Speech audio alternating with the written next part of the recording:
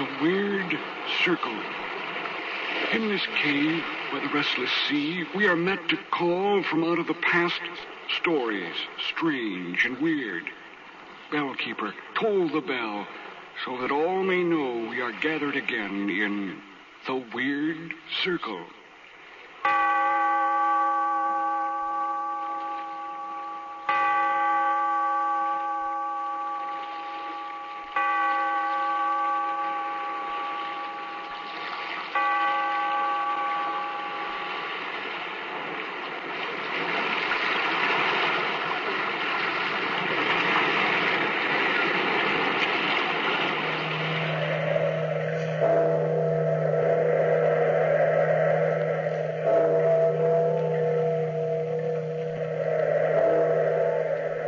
Out of the past, phantoms of a world gone by, speak again the immortal tale, Frankenstein.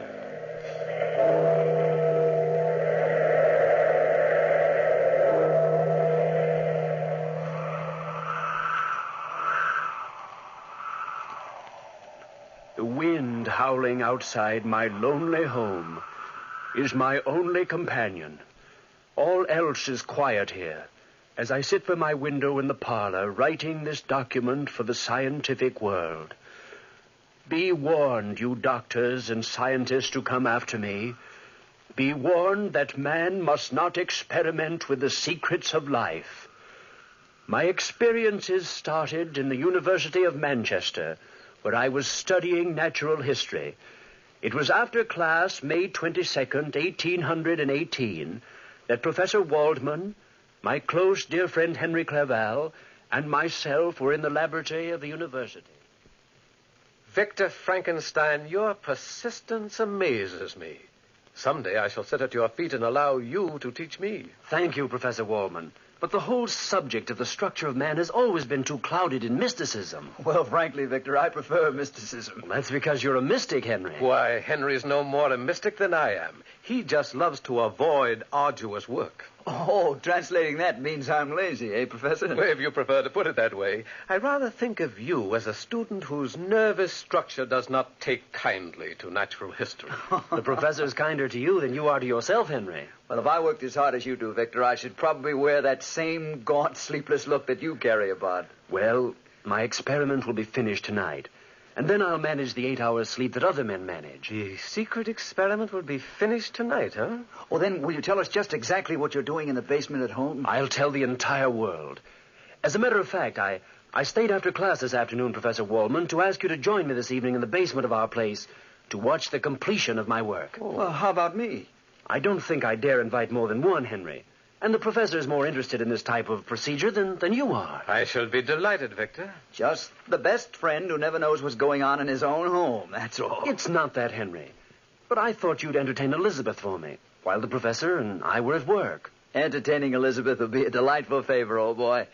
You know, I think you trust me too much with her. Have you ever met Victor's fiancée, Professor Waldman? She's one of the most charming... Yes, Elizabeth was one of the most charming, beautiful women I'd ever known.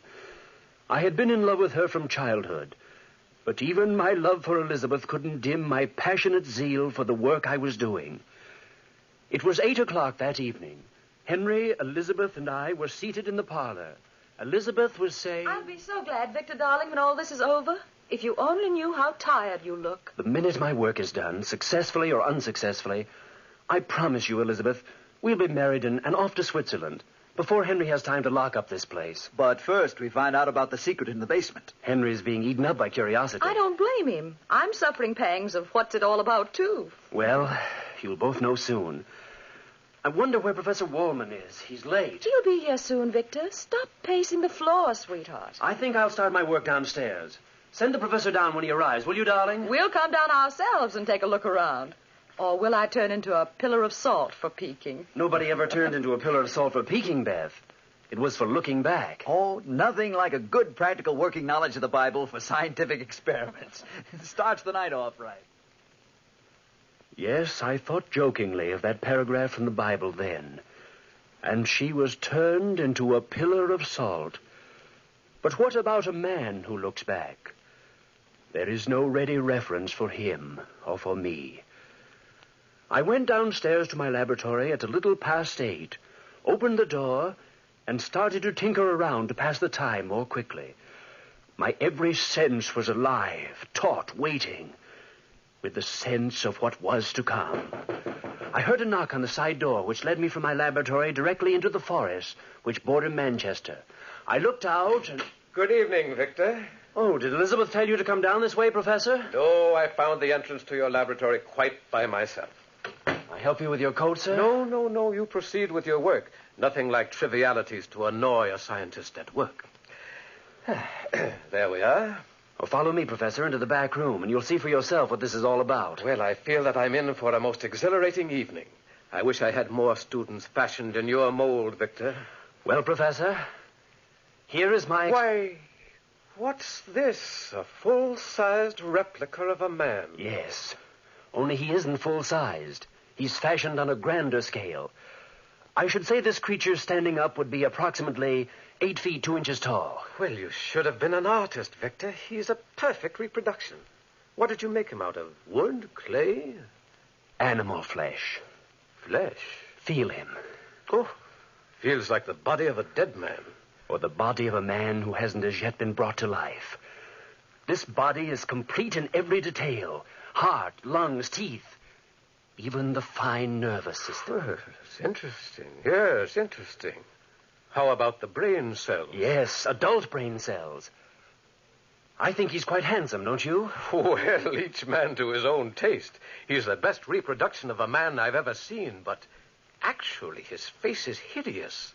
As a plastic surgeon, my dear Victor, I'm afraid I can't give you much credit. Well, what do you intend to do with this hulk? You see this fluid here in the test tube? Yes. I filled the hypodermic needle with it.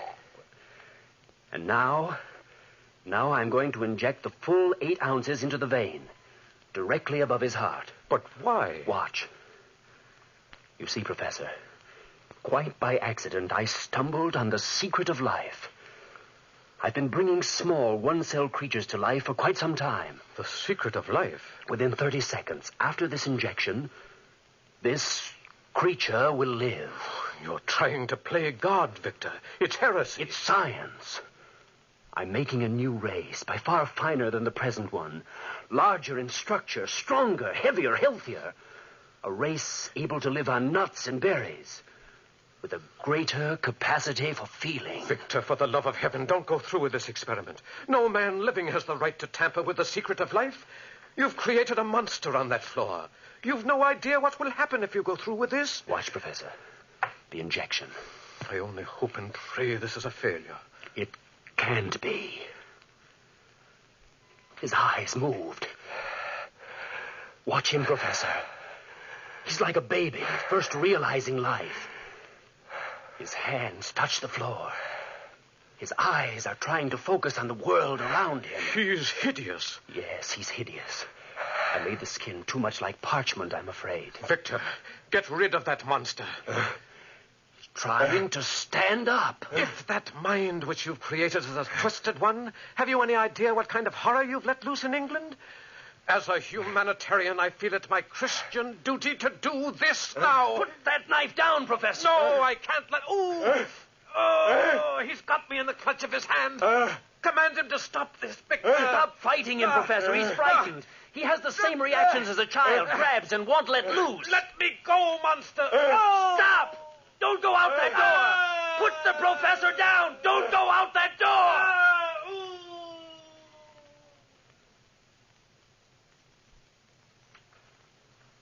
The monster left my laboratory through the side entrance into the forest, carrying the incredibly mangled body of the professor with him.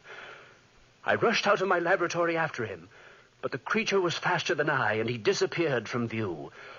I returned to my laboratory and destroyed all evidence of the creature's manufacture. I burned the blueprints from which I had made his body. Then, carefully, I locked my laboratory and went upstairs to join Henry Clerval and Elizabeth. I must have looked wild-eyed as I entered the room.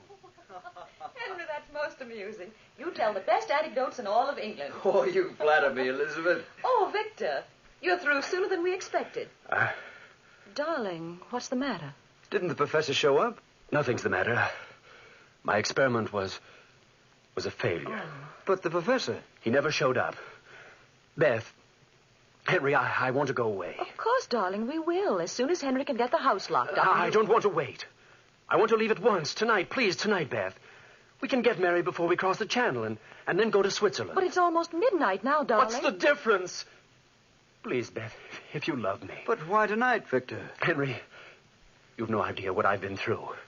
I have to get away at once. Of course, darling, if you insist. Anything you want. And we'll be married before daylight. Darling, darling, Beth. I know a little minister whom we can awaken. And so Beth and I were married that evening in a little chapel on the coast. Then the three of us fled to Bern, Switzerland. I refused to have anything to do with the civilized world. No newspapers, no word of home. Just the peace and quiet of the Swiss mountains. Henry and Elizabeth both tried to learn of the events which had occurred in my laboratory that evening. But I never broke my silence on that subject. After the first tries, they refrained from asking me about it again. It was in the middle of the 4th month of our visit when Henry and I were sitting on the terrace of the little house in the mountain. Beth was out picking berries when Henry suddenly... Victor, I'm your closest friend.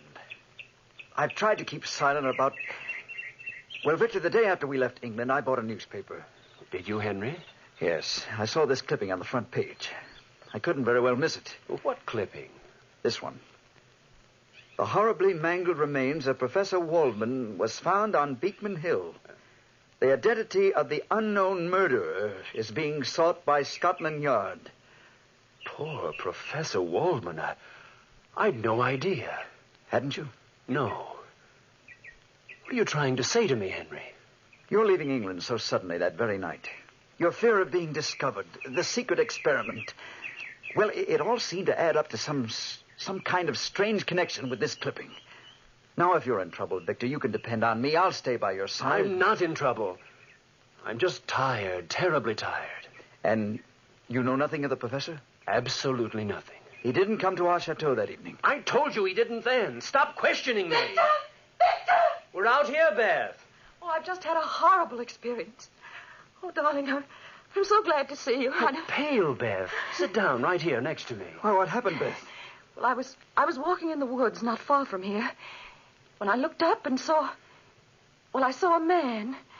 Sort of a man standing over me. Well, men aren't so bad. That is, if you happen to know the right ones. And you do. I'm not joshing, Henry. He wasn't exactly a man. He was twice the height of anyone I've ever seen. And his skin looked like dried parchment. It's incredible, but I think I've seen a monster. Monster? Yes, I ran away. He didn't follow me. He just stared after me, watching me. You do believe me, don't you? A monster stared after look, you? Look, Henry. Victor, through the trees right out there. Look! There he is again!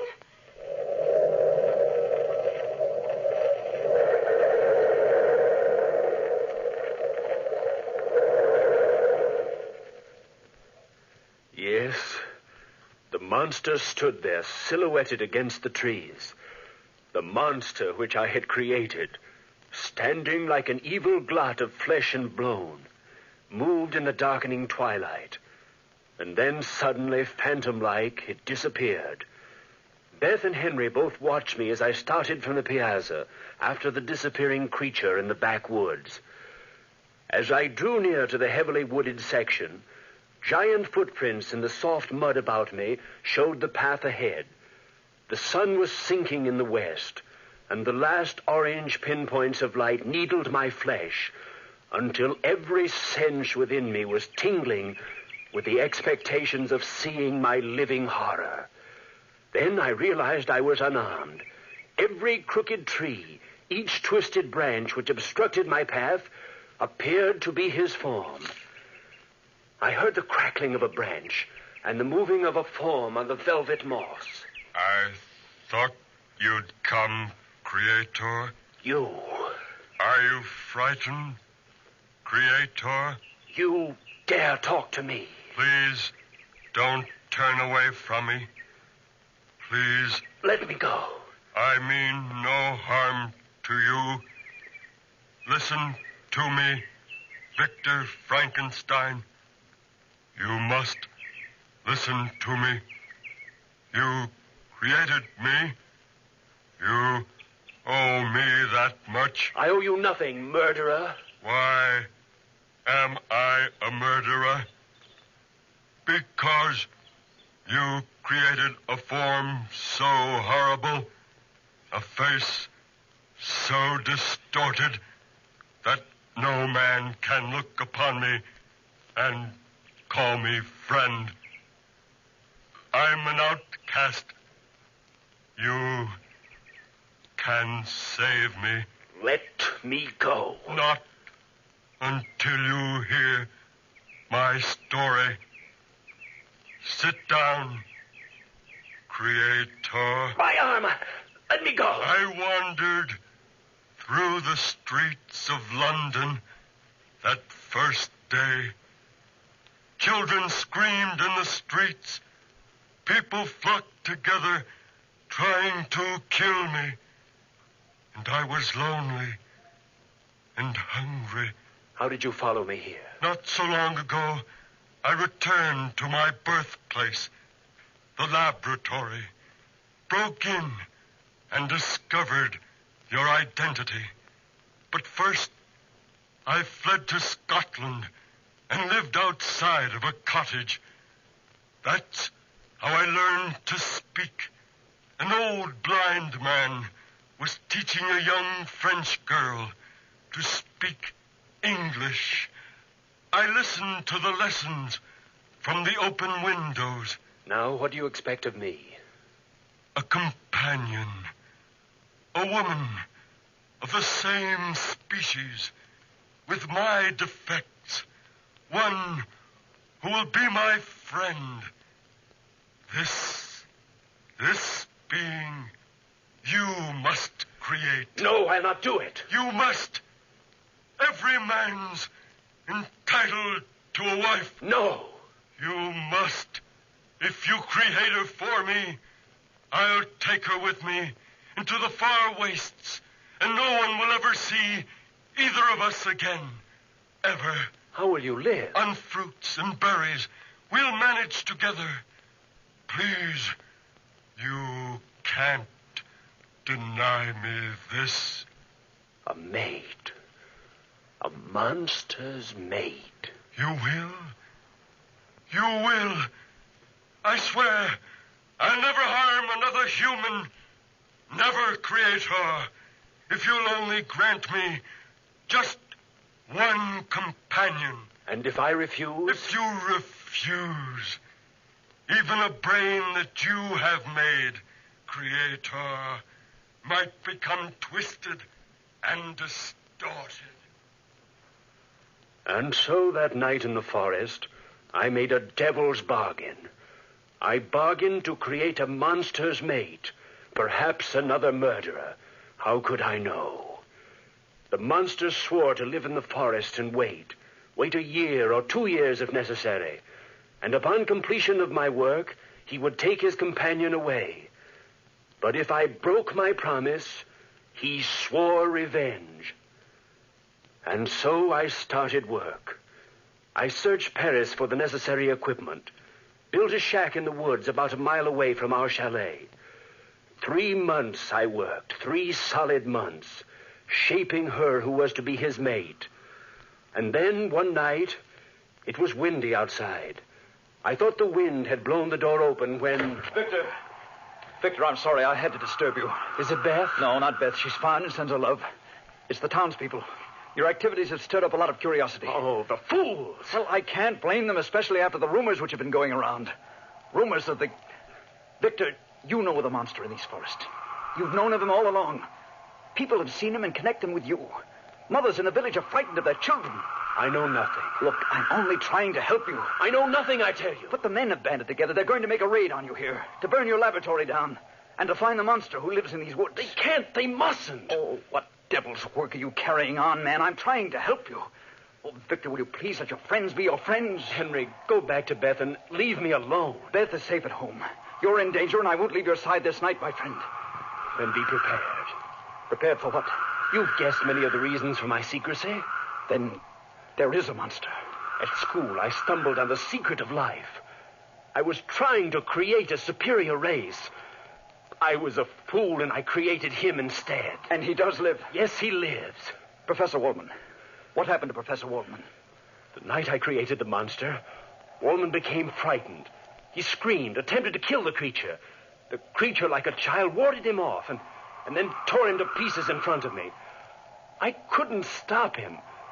The monster had killed before it had really begun to live. Then what? The monster left the basement through the side entrance, carrying the professor's corpse. I had no choice. I had to leave the country. Oh, what are you doing with that creature now? Fulfilling a promise. Follow me into my cabin and I'll show you. How soon do you think the townsfolk will be here? Oh, within 2 hours or so. They're meeting in the square in town. Come in.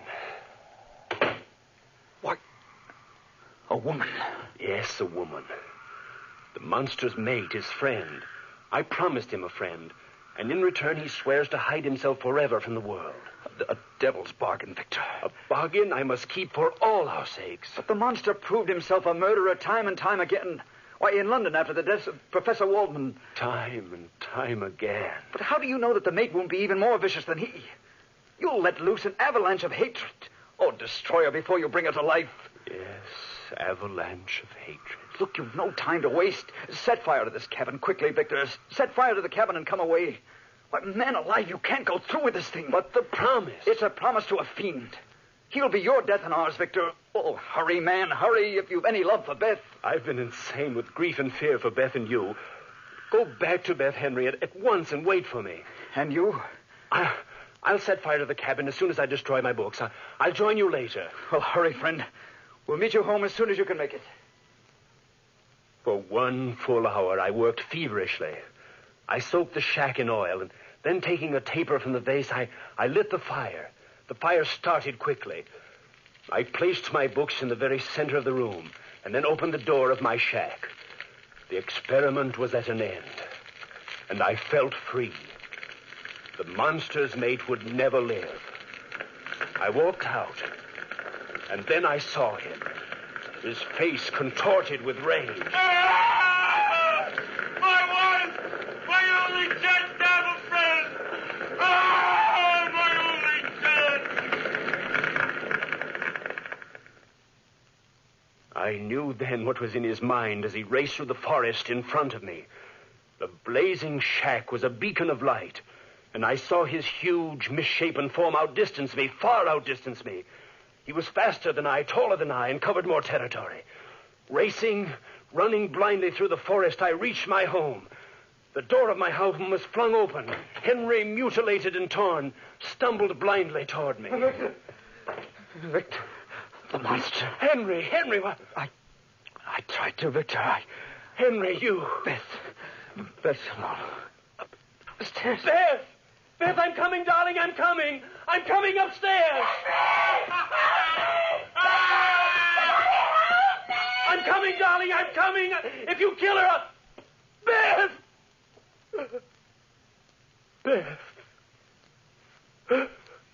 Beth, oh, my darling. My darling. Oh, Beth, no. No. Both you and Henry. Both dead. You too are alone, Creator. Yes.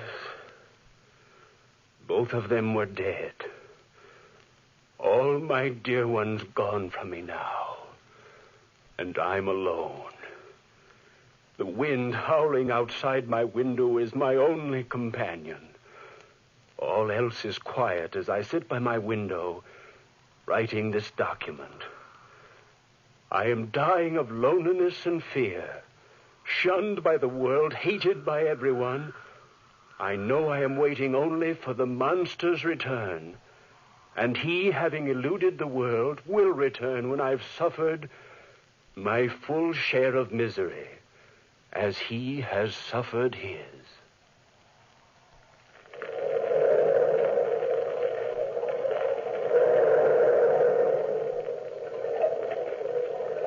From the time-worn pages of the past, we have brought you the story Frankenstein. Bellkeeper, toll the bell.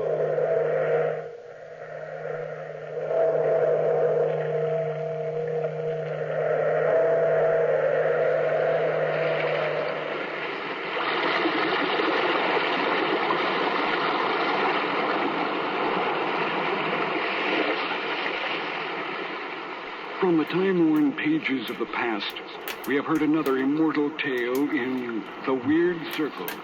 Bellkeeper, toll the bell.